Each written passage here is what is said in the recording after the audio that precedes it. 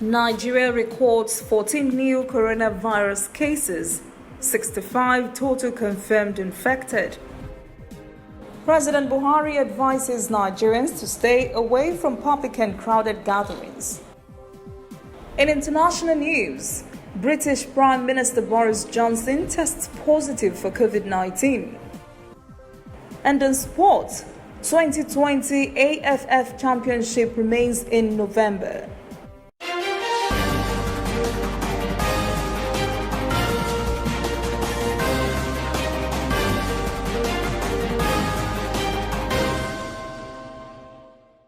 This is ANN News.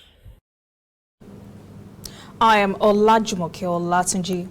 Nigeria has recorded its biggest surge in COVID-19 infections with 14 new cases in one day. The National Center for Disease Control says 12 cases were recorded in Lagos and 2 in the Federal Capital Territory. NCDC says of the 14 new cases, 6 were detected in a vessel, 3 are returning travelers, and 1 is a close contact of a confirmed case. With these, total confirmed cases now stand at 65. Lagos State still has the biggest number of cases in the country with 44. FCT has 12 cases, Ogun 3 and 1 each in Ekiti, Oyo, Edo, Bauchi, Osun and Rivers. President Muhammadu Buhari has advised Nigerians to stay away from large public gatherings, including religious events. In a statement, the president also asked Nigerians to adhere to all instructions issued by the Ministry of Health, especially on social distancing. President Buhari further says this is important because the novel coronavirus COVID-19 spreads faster through crowding. Meanwhile, the presidency says Buhari is in good shape and fully in charge of the country. Special advisor to the president on media and publicity, Femi Adesina, says it is important to re-emphasize that the president had tested negative to the dreaded COVID-19 virus. Minister of Information Lai Mohammed also says in a separate speech the president is not coughing. His speculation that Buhari may have contracted the deadly coronavirus is fake news. The minister says the president will address the nation at the appropriate time. Former President Goodluck Jonathan has asked Nigerians to remain courageous and faithful like never before. Jonathan says this is the right time for Nigerians to show good citizenship, solidarity and patriotism. The former president made the call on his social media handles. He says Nigerians will defeat the ravaging COVID-19 pandemic as it did with the Ebola virus in 2014. Jonathan says this is not a time to fear, but a moment of responsibility, courage and faith. He says it is time to demonstrate good citizenship by yielding to relevant policies and guidelines put in place by the government and its agencies to combat the challenge of COVID-19. The city of Lagos, known for its unending traffic and constant business, has taken on a different look these last few days.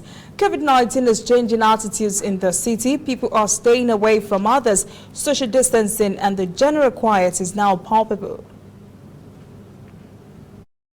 Since government directives began curtailing activities and movements in Lagos, especially the stay-at-home order, the city has been reduced to almost a crawl.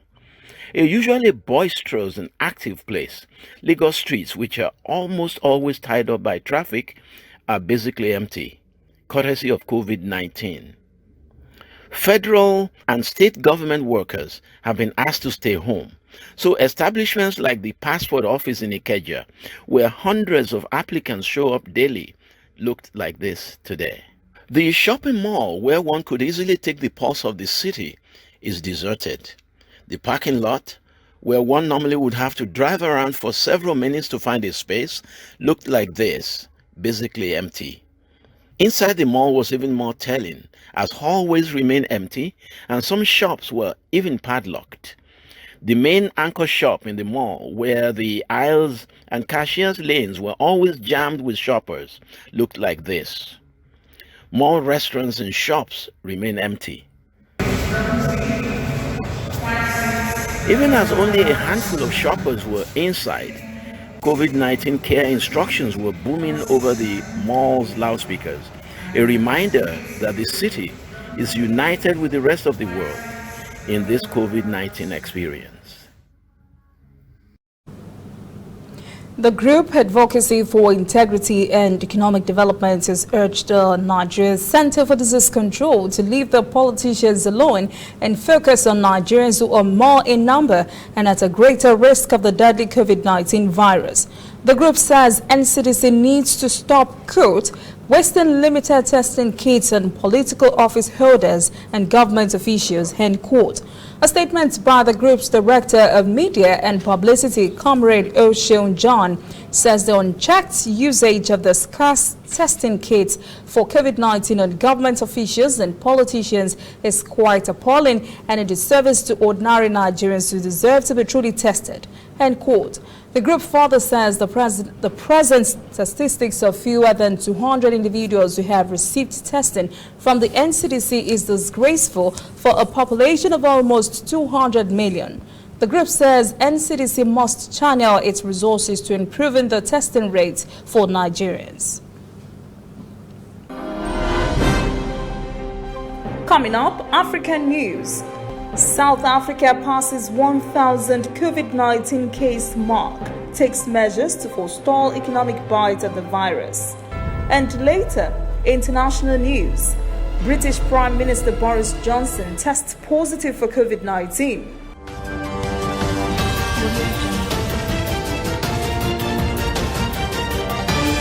You are watching ANN. Somewhere in the world, every second of the day, news is happening. And of course, Nigeria is bustling with news day and night. That is why ANN doesn't sleep. Our eyes are peeled, wide open, so no story escapes our radar. We stay abreast of world events and happenings at home. We keep you up to the minute in the world of sports. We give you information to stay on top of your investments and all the hard facts you need to navigate your day. If you miss us on air, you can keep up to date on our website and on our social media platforms, Twitter, Instagram, and Facebook at ANN Africa TV. We are ANN, African News Network. We do news right in a truly African spirit. Welcome back. This is ANN News. In African stories, South Africa has now passed the 1,000th milestone in coronavirus cases on Friday. The health ministry says it has also recorded the first 2 COVID-19 related deaths. Today is the first day of a 3-week nationwide lockdown. Health Minister Zwelini Mkhize announced the 2 deaths had occurred in the Western Cape province, one each at a private and a public hospital. South Africa has begun a 21-day national lockdown on Friday morning to slow down the spread of the virus. The lockdown largely confines people to their homes except for specific purposes like buying food or health emergencies.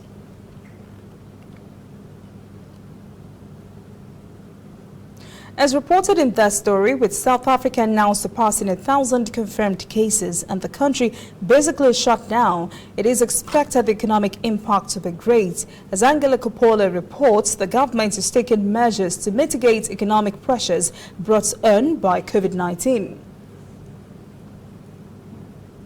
The country recently unveiled its national budget, seen by many as frugal and tough.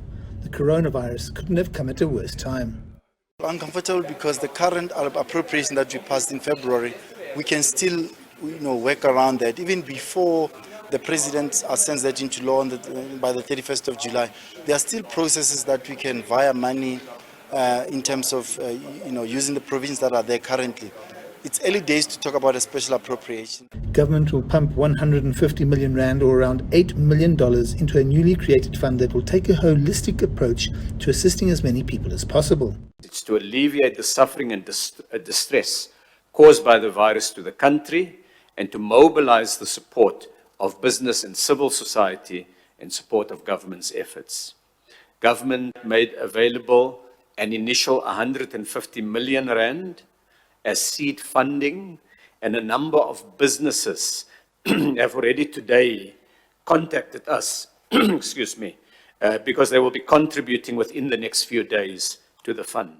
The agricultural sector will also get some support. We are working with the Land Bank, and 100 million will be transferred to assist farmers under distress, those that have got loans with the Land Bank. And I hope that the other financial institutions will also make arrangements to ensure that farmers who have got loans with them do get supported during this tough period. One of the areas of concern in terms of budget is the support being provided to the ailing national carrier, SAA, which is currently in business rescue. SAA came into this virus impact obviously very dented, so it's important that we look at that, but we will keep closely what's happening there and ensure that if possible, as we said initially, that where possible, if the airline has to be saved, it has to be. If it cannot be because of many conditions, we'll also consider. The plans announced at the ministerial briefing need a little bit more work and fleshing out, but once they're put into action, it's likely to see many sectors of the country's economy starting to get some support. Uganda Ministry of Trade and Industries has vowed to ensure public adherence to the presidential directives and Ministry of Health guidelines concerning COVID-19. Traders have been warned against the violation of the fairly draconian directives. The ministry says flouting the directives could lead to cancellation of licenses and a lockup of operation centers. But traders are crying. The directives have led to a great reduction in patronage. Dennis Segowa reports from Kampala. The new guidelines issued by government to combat the spread of coronavirus have been embraced by the city residents. However, this has come with dire consequences to the business community, who claim to be counting huge losses due to lack of customers. The times are hard.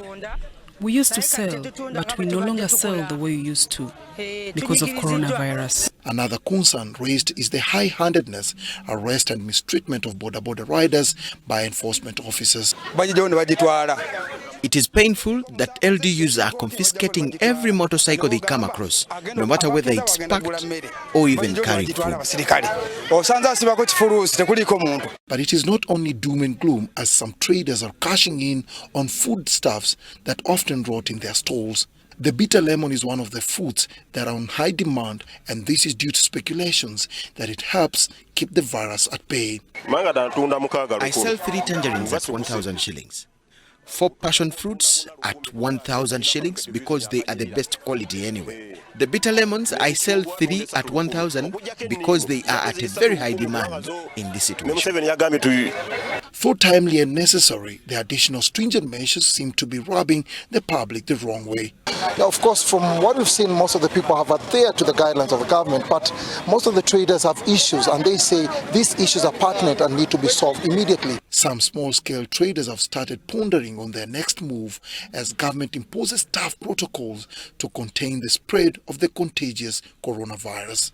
The situation in Kampala open-air markets is bound to worsen in the coming days before it gets better in the long run. And this is due to the projection of increased cases of COVID-19. When we return, international news. Prime Minister Boris Johnson tests positive for COVID-19.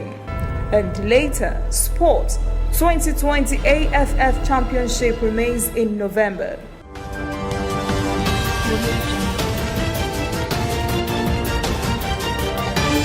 You are watching ANN.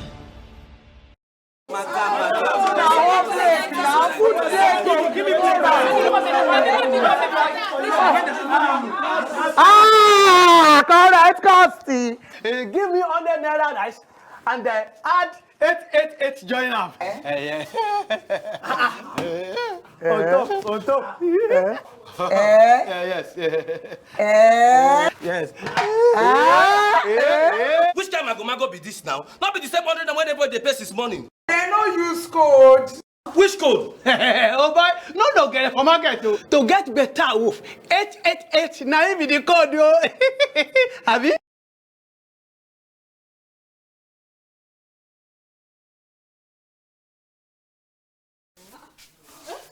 Madam, I beg, serve me 888.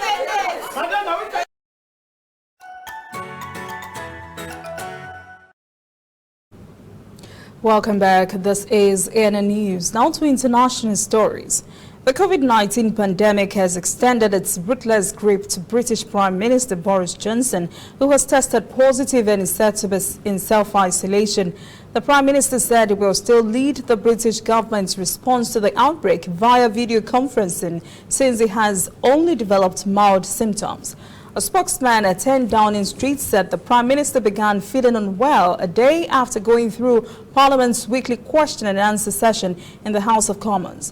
It is not clear how many Downing Street staff and senior ministers would now need to isolate, since many of them had contacted the Prime Minister in the last few days and weeks. Chinese President Xi Jinping says his country stands ready to enhance cooperation with and offer support to the United States to contain the novel coronavirus outbreak. In a telephone conversation with U.S. President Donald Trump, Xi stressed that China has been sharing information with the World Health Organization and countries, including the United States and COVID-19, in an open, transparent and responsible manner since the onset of the epidemic. Xi stressed that now China-U.S. relations are at a critical junction. He said cooperation can lead to mutual benefits for the two countries, while confrontation will do no good to anyone. He said cooperation is the only correct choice. For his part, Trump said he, together with other foreign leaders, appreciates Xi's vision and initiative at the G20 virtual summit. The U.S. president said he's glad to see China's progress in containing the epidemic and is inspired by China's experience in this regard. Trump said the United States is willing to enhance cooperation with China in the medical and health field, including the research and development of anti-epidemic drugs. Still on COVID-19's reach, two U.S. officials say at least 23 sailors aboard the Navy aircraft carrier U.S. Theodore Roosevelt have tested positive for the coronavirus. Only 3 cases were reported earlier this week. As a result of the dramatic increase in the number of infected sailors, the ship has been docked on the island of Guam, so health authorities would be able to test all 5,000 sailors aboard the carrier. Chief of Naval Operations Admiral Mike Gilday said the Navy takes this threat very seriously and is working quickly to identify and isolate positive cases while preventing further spread of the virus aboard the ship. He said no sailors had been hospitalized or are seriously ill. Gilday told reporters on Tuesday authorities don't know if the sailors became infected with the coronavirus when the ship made a port call in Vietnam in early March. As COVID-19 pandemic bears down on many countries, migrants are living in limbo near the U.S.-Mexico border. A new reality is putting pressure on the Mexican city of Tijuana and its already stressed population. Reporter Alicia Beverstock explains. Paque Dupatis, a migrant from Haiti, arrived at the U.S. border in Tijuana 3 days ago. While this city has more migrant refugees per capita than any other in Mexico, his timing couldn't have been worse. Amid the COVID-19 health crisis, every shelter he visited has turned him away. That's closed for the coronavirus. He told me he cannot receive me because the virus corona is very dangerous. I'm staying here for 2 days. Sleeping on the street? Yeah, on the street. For the coronavirus, everything is closed. As Mexico takes steps to limit the spread of COVID-19, migrant refugees are practicing social distancing. The situation is equally challenging for US deportees. Roberto Murillo was deported to Tijuana and has been rejected wherever he has gone. We arrived at the migrant shelter, but they told us they were closed straight away. We're not allowed inside.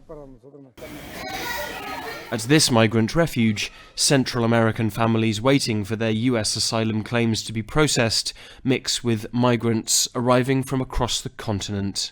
Despite the COVID-19 pandemic, US deportation policy remains unchanged. That means migrants from US detention centres where high turnover and crowding increase the risk of spreading the disease are being sent to repatriation points like Tijuana, adding to their already outcast status here. Mexico announced this week that it would temporarily suspend all refugee requests for at least a month, leaving children like these stranded, given that in the US, processing is on hold too. Jose Garcia runs the Migrant Center and says new protocols won't stop people from migrating. A lot of people arrive here looking for opportunities or a way to get into the United States, and they can bring the coronavirus contagion with them. But we know for certain that people will continue to migrate, perhaps not in the same numbers, but people will still leave their homes because their lives depend on it. As the migration crisis in North America mixes with COVID-19, migrant concentration points may ultimately become pressure points for the pandemic as well. Up next, sports. 2020 AFF Championship remains in November. Please stay with us.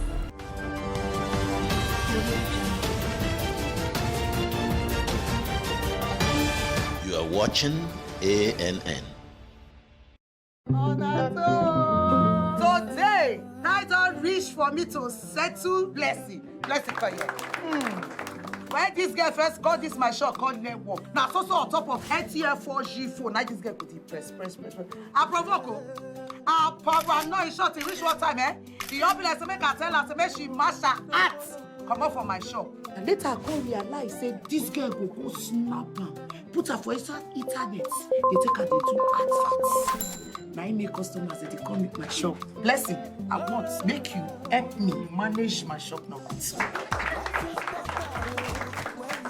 My name but I think Nami and Blessing start work the same time. Now you and Blessing start work the same time. Blessing, you better start on the T-shirt for top of your 4G MTN phone. Business makes sense on top super fast and reliable MTN 4G. Join MTN, make you enjoy double data. Welcome back. This is ANN News. In sport, the most important sporting event in Southeast Asian football will go on as scheduled.